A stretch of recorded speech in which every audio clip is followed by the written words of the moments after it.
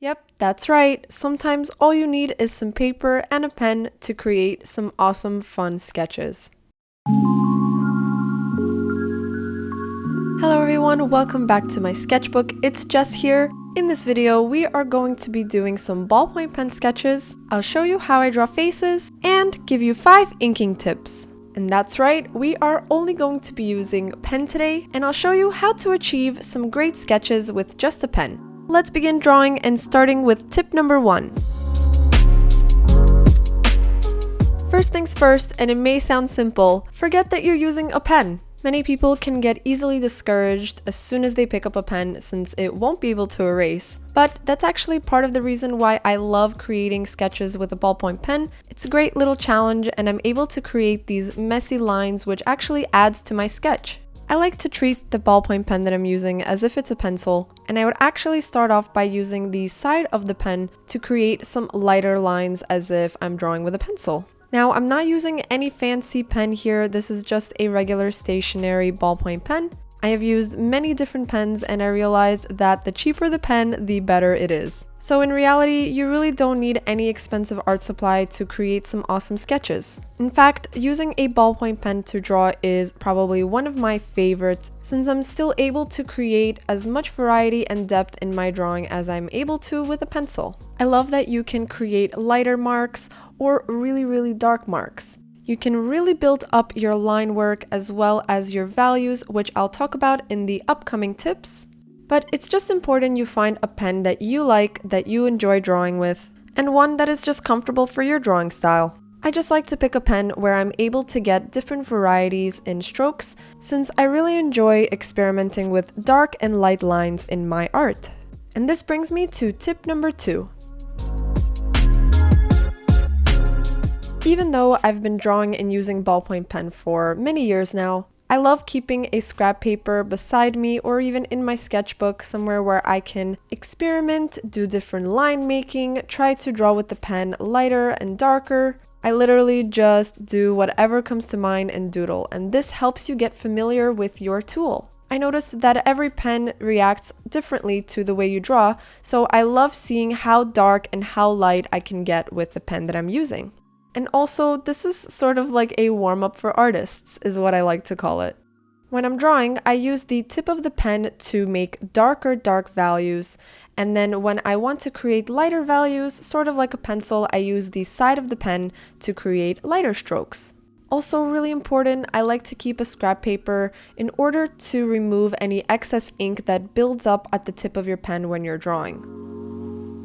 Overall, there is no right or wrong to do on your scrap paper. I just like to mess around and see what I'm able to create. I go really dark and then I create some medium values and I start to do these little lines in order to make sure that my hand is building a muscle memory for the lines that I'm going to create in my sketchbook.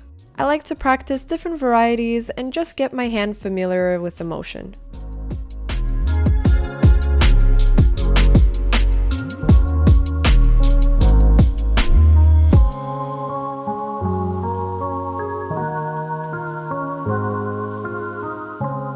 So as I'm drawing the faces in my sketchbook and revealing some tips to you guys, these first 2 tips that I've mentioned are really helpful for when I start my drawings out. I forget I'm using a pen and I just draw as if I'm using a pencil. I build out the foundation using the larger shapes that I practiced and very light lines in my scrap paper. And then I shade in big main shapes in one direction. I treat the biggest shape of shadow that I see initially in the portrait as one main value. As you can see here, I'm shading the large shape diagonally, and this provides a great foundation for my inking techniques, which I like to think of this as a base layer for when I begin to add values. So this 3rd tip sets us up for the upcoming tips in the next part of our drawing.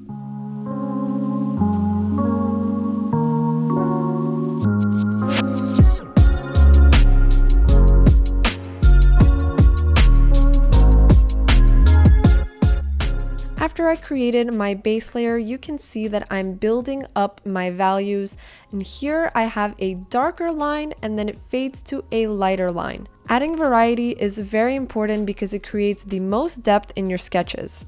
And a great way to do that is to crosshatch. Cross-hatching improves with experimentation and practice, but just to show you guys, I like to cross-hatch by overlapping the areas that need more values using the opposite direction in lines. And it's my favorite aspect of creating variety in my art. I think I actually cross-hatch with every medium that I use. But now that I've mentioned the 5 awesome tips that will help you create a successful ballpoint pen drawing, let's take a look at them in action as I show you how I draw these next few faces. So, as mentioned in tip number 1, I'm sketching as if I'm using a pencil, so I'm creating these lighter marks and I'm building up my drawing. With using a scrap paper, as mentioned in tip number 2, I found a way to draw and make lines with my pen that I felt was comfortable for me. And as mentioned in tip number 3, I shaded in the larger areas using a diagonal mark as a foundation for my big shapes of shadows that I see. I also then begin to create lots of variety in my drawings, darker and lighter lines in certain areas, which gives it a really nice stylized look. I selectively pick where I'm going to add darker and lighter lines, and I like to look at the overall sketch and see where it's necessary. Usually, as a bonus tip, I like to focus on the darker areas and just include a darker stroke in my pen making and fade it out to a lighter mark, as you can see I'm doing here.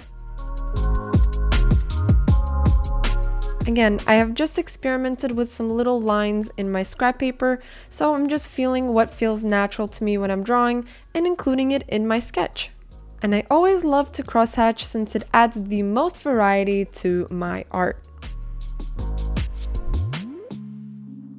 So I created some faces using the black ballpoint pen, but you guys know I love to switch it up, so it's time to get colorful.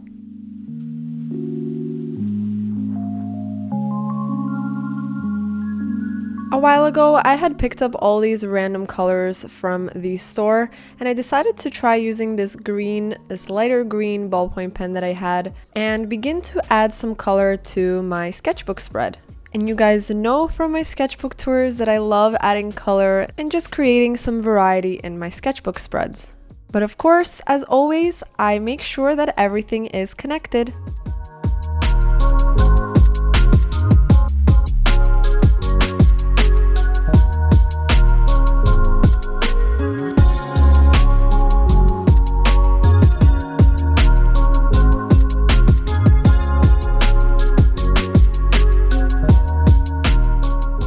So I'm just following up with the tips and steps that I mentioned in the beginning of the video, and I'm building up my line work and drawings slowly for this sketch. So I wanted to show you guys all the tips in action once again for some upcoming examples, so let me know if you spot all of them while watching these last few drawings.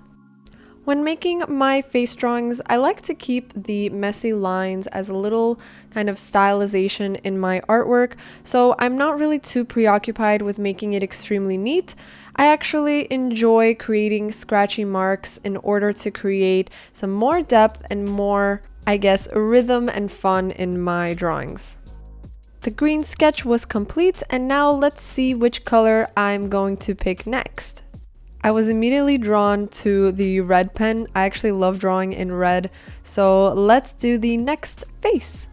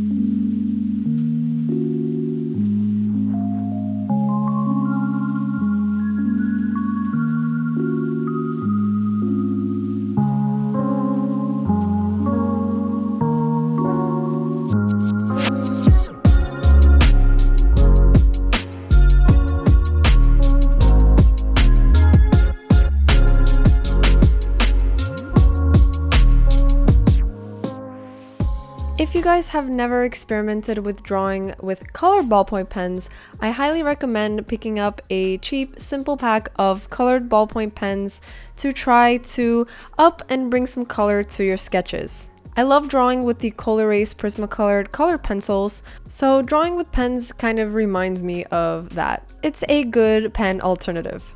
I also know that they sell the multicolored pens where you can switch the color in one pen itself, and I do use those as well and I love them a lot. So if you can get those wherever you are, they're especially good if you're on the go and you don't want to carry too many pens in your pencil case. It holds 3 or 4 different colors in one pen and they're super fun to draw with. Plus, in some stores you can find some real good gems where you can find different shades of different colors. I think I found a rainbow pen where I've had like 10 colors in one big giant pen, which is a lot of fun. So as much as I wanted the video to go on and keep drawing, I wanted to do one last drawing with the purple pen. I haven't usually drawn with purple, but I ended up loving the way that it draws, and just the pop of color was a really nice transition from the others.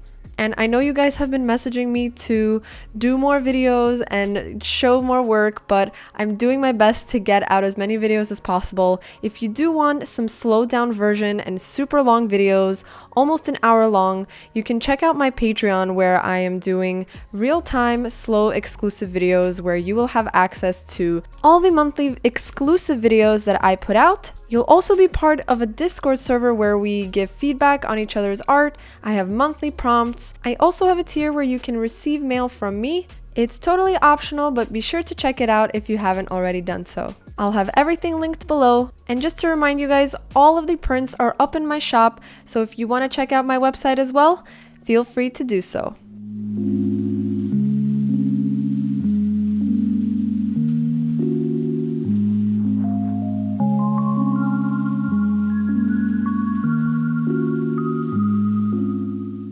As I'm finishing up this purple sketch, which I ended up loving so much, I made sure to keep in mind the tips and steps that I mentioned throughout the video. It's just how I sketch and a great process that I found that works well for me, which is why I decided to create this highly requested video and help you guys, to inspire you and share my tips with you that have personally helped me. Let me know which one of these faces you like the most in the comments below. I really enjoy reading all your comments and seeing all your feedback, so be sure to hit the like button and leave any comment below. Thank you guys so much for watching today's video. I hope you enjoyed it. You guys know I love sharing my sketchbook spreads with you and spending time in it, so I hope this motivates you to do some work in your sketchbook today. Wishing you guys an awesome day or week or night wherever you are. Don't forget to stay creative, and I'll see you guys in the next video. Bye!